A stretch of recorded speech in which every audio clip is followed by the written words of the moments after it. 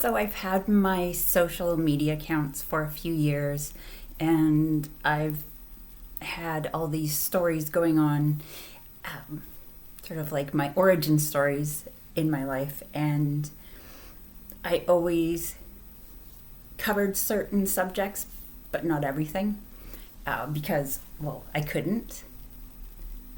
And I decided to talk about my past, so in like the sex industry, because something changed in our culture and in our social media world.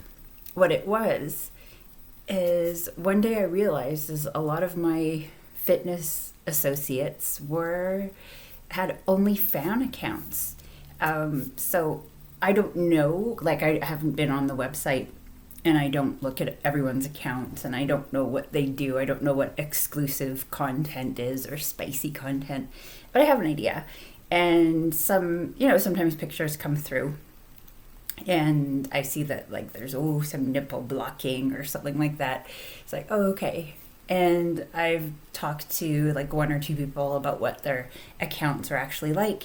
And it was that change and that shift in the numbers of people that I know that I have like talked to and looked in their eyes and had conversations with them and considered friends or associates or really good friends.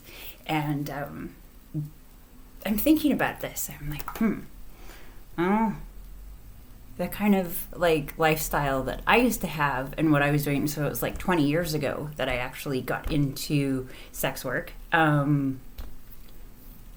Like that didn't exist. If you did film or videos or photos or stills, it wasn't just like kind of like the Playboy or the Penthouse content that I believe a lot of my friends are putting out, or just like topless or very artsy or the very glamorous like a Playboy shoot or like a Maxim shoot or a high-end fashion shoot which can be topless.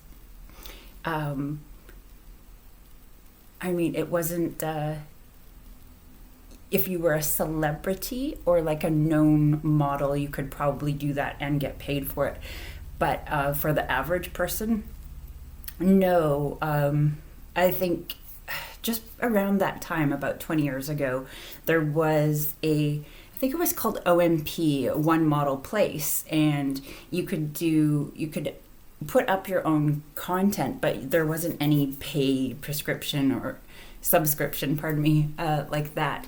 What it was just a way to sort of communicate with other models or photographers. And it was the gamut. It was from legitimate work all the way down to seedy people just looking to sort of take advantage of models to get photos without signed contracts so they could do whatever they wanted with it, or just like sleazy people. So there was that, but it wasn't similar, but it was a way to meet. And another similar one was Model Mayhem, a very similar idea of being able to reach out about modeling.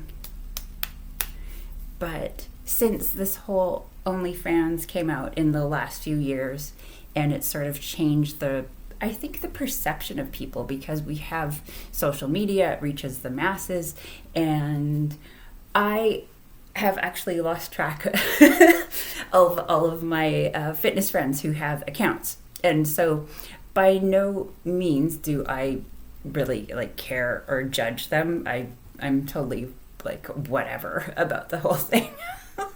I think it made me think, well, what I was doing, we didn't have that, so we had to you were either a dancer or you were a massage person or you got into actual escort services, or you may have done phone work. And then there was also, like I just read a definition about sex work, and there was also some third parties are considered part of it, like bartenders or taxi drivers, or so it's like a huge thing, umbrella. And I felt like because the internet and social media has changed the sex industry so much, like I don't think it's very viable to be an exotic dancer anymore because, oh my gosh, you can go on your phone and it's kind of the same thing. You get very much, even people on their regular Instagram accounts have just reveal so much flesh and so much like, or dancing or sexuality, that I believe things like exotic dancing, I think there is some, but I just don't see it being like the same quality of income as it once was for some people. And some people, because again, that industry was very flexible as to what you made. So that was my awakening and realization. Also, with me in my background, definitely the indigenous part of me played a role in my inability when I was younger to get secure employment. And that was another factor as to what led me vulnerable. And not that every woman who gets into that industry is vulnerable. However, it does happen.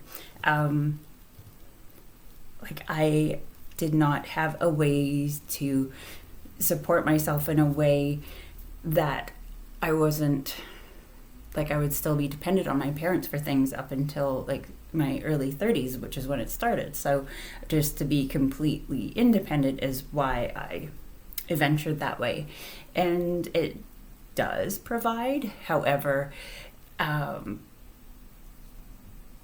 it's just, you never know. You have to always keep your guard up. That was more the thing, and the other is being outed. Like there's so many other girls I met who they're not balanced, and they want to harm people, and a way to do that is to out people. So I mean, that didn't happen to me, but I heard about it and I saw it. I don't know.